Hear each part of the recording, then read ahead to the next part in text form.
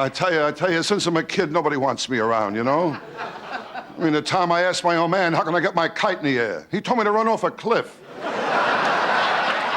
Rodney Dangerfield's no-respect jokes cracked up crowds and celebrities for over 50 years straight. And my mother, too, she never breastfed me. She told me she liked me as a friend. These are Rodney Dangerfield's top no-respect jokes ever. Fan club broke up because the guy died. It all helps. It's a rough business, you know that. Yeah. Last week, my fan club broke up. The guy died. But you meet all kinds of people. I met a guy in Vegas last week. I was working there. A wild guy from Texas, you know. Wow. Yeah, he has a big ranch down there. Mm-hmm. He told me in his ranch he has 60 hands working there. 60. All on him. Ooh, he's a wild guy. That's the gay ranchero, I guess. Huh? That's right. You're all right, yeah, you know thank that? You. Yeah, you're all right. It's a living, I show up. It's a living, sure, what the heck? I've nothing planned. Yeah, and but sometimes I meet people, they act too classy, you know what I mean? People, yeah, like a lot of women, sometimes they act so classy. Like a woman has to go to the bathroom, she never says, I'm going to the bathroom. She's, I'm going to powder my nose, you know? I mean, if that's where her nose is, she's in a lot of trouble, you know? Yeah. Rodney states his entire fan club is just one man, and the club broke up because that one man passed away. The cemetery plot insult. You work out a lot, huh? Yeah, swimming is very good, swimming. I'm very fast swimmer, very fast. Good swimmer, huh? Good swimmer. When I was a kid, I could have been champ, you know. Huh? One thing held me back, I can't make turns. It was awful. Every day in the pool, my head in the concrete. You know what I went through? Nah, the whole thing of weight is rough. Weight, I can't choose it. That's a rough on me, weight. What? Weight's bad, huh? My wife tells me I got no willpower, you know. Yeah. Yeah, she lost 10 pounds. She has willpower. To me, that's not willpower, 10 pounds. To me, with weight, willpower is like a guy going in an electric chair. They give him his last meal, and he stays on Weight Watchers. I mean, that's me.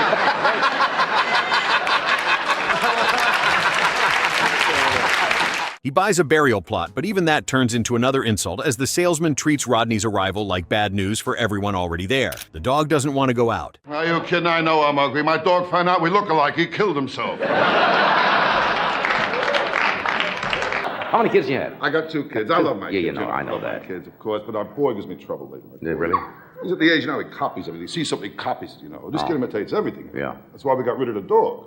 You all right? And I tell you, I can't relax, you know. My dog drives me nuts. My dog. He wants me to mate him. I wouldn't mate him. Let him go through what I go through. The dog barks at the front door but doesn't want freedom. It wants Dangerfield gone. Hockey game breaks out at a fight. I tell you, nothing's going right. My neighborhood is getting worse. When I went out, I bought my wife a rape whistle. She says it don't work. No one shows up. And my wife, she don't go for me either. Every time I want sex, she leaves the room to give me privacy.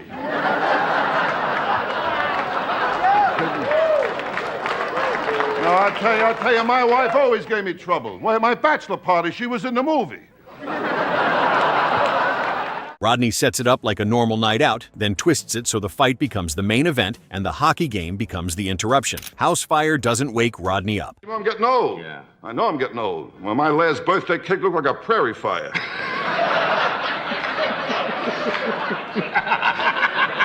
You know how it is. I know I'm getting old. At my age, I want 2 girls at once, you know. Yeah. Yeah, if I fall asleep, they got each other to talk to. And my wife, I got no sex life either. At my house, we put the mirror over the dog's bed. What a lousy cook. I don't think meatloaf should glow in the dark. The punchline is about everyone protecting his sleep instead of saving him as his family treats him like an inconvenience even while the house burns. Dangerfield appeals to people who do him no good. I tell you, know the trouble with me?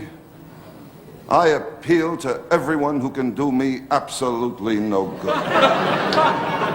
Rodney says the only people who like him are completely useless to his life, turning popularity into a losing situation. My whole life, I don't get no respect. No respect from anyone. I found out when I was born. They bought me a baby carriage with no brakes. Show business is too rough. I tell you, I'm all right now, but last week I was in rough shape, you know? I mean, last week I told my doctor I wanted a vasectomy. He said, with a face like mine, I don't need one. And I tell you, nobody likes my looks. My mother would kiss my brother goodnight and scratch me behind the ears. Oh, my mother, she never breastfed me. She told me she liked me as a friend. I don't know. I tell you, I know I'm ugly. Oh, while the guy was mugging me, he took off his mask and made me wear it. He technically has fans, but the number is so low that the entire organization can disappear overnight. The club is too far out. Well, last week I went to the track, too. That was a beauty. When they shot off the opening gun, they killed my horse. Instead of saying the club was small, empty, or terrible, he says it was so far out that a hunting and fishing magazine reviewed his act. That was a tough one, Nunzios. Every night the boss would say the same thing to me. Be funny. My people come in here, forget their troubles. I mean, how do you make a guy forget he's up for manslaughter? It's rough, you know? Cabbie takes Rodney, where the action is. I think I read that one. You read that? Read that one. Yes. He got 6 months for that, didn't he? Got 6 months for Yes. that one, yes. Well, you should But I'll tell you, Johnny, Yeah, you do tell take me. care of your spark plugs and points, you'll never have trouble with your car. Never. Never, right? You know that. How are your points? Plugs and points are the whole thing. My plugs are okay, I'm in trouble with my points. I've heard that. Yeah. But spark plugs are very, it's hard to get good spark plugs today. I didn't know it's that. hard. Really? Well, you know what they say about spark plugs. What do they You say? turn them upside down, they all look Look like, sure they do. Rodney asks the cabbie to take him where the action is, and the driver takes him to his own place. Carson cannot keep up with Dangerfield's 1973 one-liners. It's another one I should have You got to tried. try him out of No, town, no, right? no, You no, can't bring You him gotta take in. them on a road to you. Take them on a road. You gotta break them in. So you ever get the feeling you wasted your whole life? Huh? I don't know. It's not easy. I got no respect the day I was born. Really? No respect. The doctor picked me up and smacked me. I found out the nurse, she got a few in too, you know.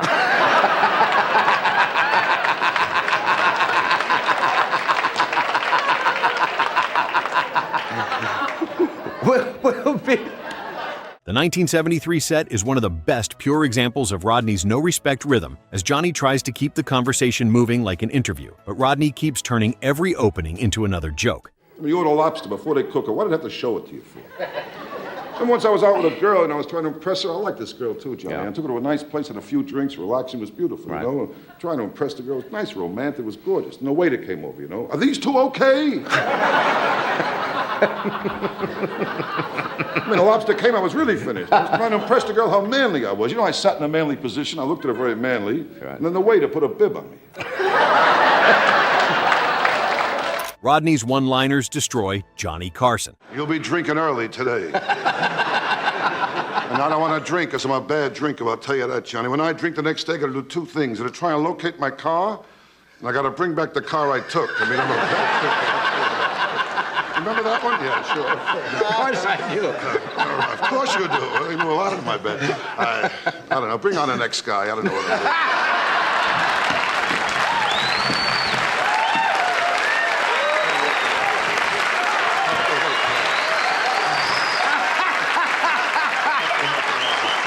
Rodney's strongest Carson couch moments happen when Johnny stops being the polished host and becomes a helpless audience member. As in this segment, Rodney's jokes stack so quickly that Carson starts reacting before the next line even arrives. No, my neighbor, there's always problems, though. You kid, in my block, there's a beautiful children's zoo, you know? Last week, 4 kids escaped. I mean, always problems. No, but I'll tell you, kids are bad today, Johnny. Bad, huh? They're bad today, Johnny. Yeah. I'll tell you, my kid, same. My kid, too, full of smart answers, you know? Well, the other day I said to him, I says, you're young, you don't have it upstairs. He told me I was old, I don't have it downstairs. The car accident insult. What a crowd, I'll tell you that, boy. No, I'll tell you, I'm all right now, but last week I was in rough shape, you know? Yeah, last week I bought a used car. I found my wife's dress in the back seat. I respect it all. You're kidding? Well, I got hit by a car. I told the guy, you blind? He said, I hit you, didn't I?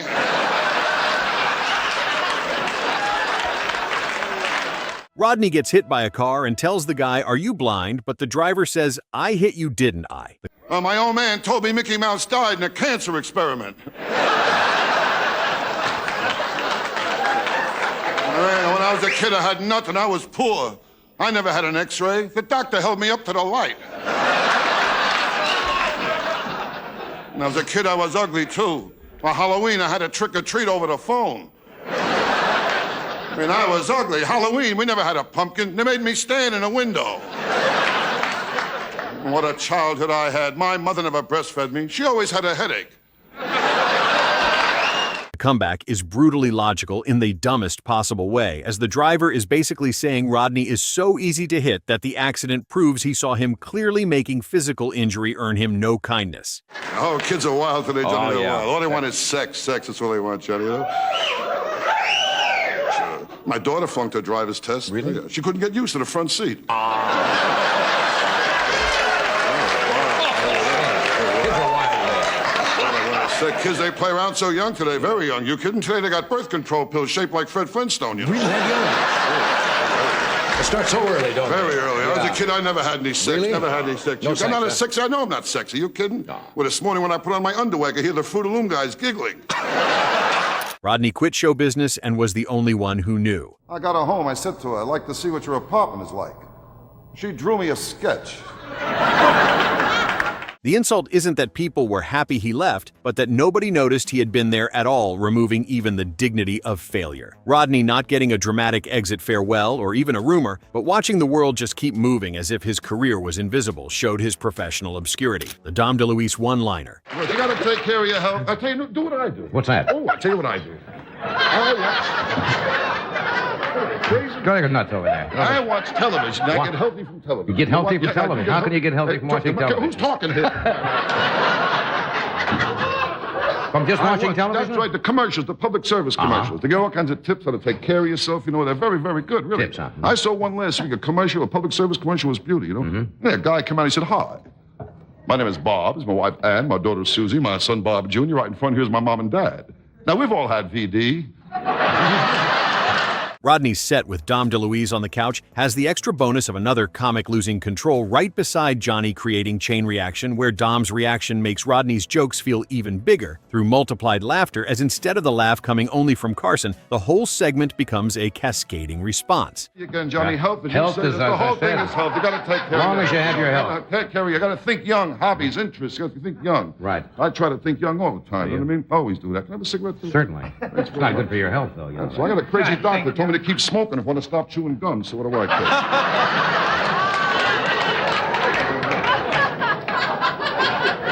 Is that the same doctor you, So Dr. Vinny Boombat. Zenny Boombot? Rodney keeps firing off no respect lines with that nervous little tug at his collar, acting like every insult is just another normal day for him, while the room starts to feel like it's chasing him, because every time one joke lands, he's already halfway into the next one. Dom's physical laughter gives the clip a different kind of energy than a normal Carson solo exchange, as his body language adds visual comedy, while Johnny keeps trying to stay composed, but Rodney's rhythm keeps breaking through the desk, making professional hosting impossible. Dom starts sliding off the couch at one point, his laughter making sitting upright too difficult, as the three-way dynamic creates unique chemistry with two comics watching a third operate at peak performance. Rodney's fire one-liners. I'm still heavy. I can't lose any weight. Now, last week I went nuts. I tried the rice diet. Between meals, kept folding my shirts.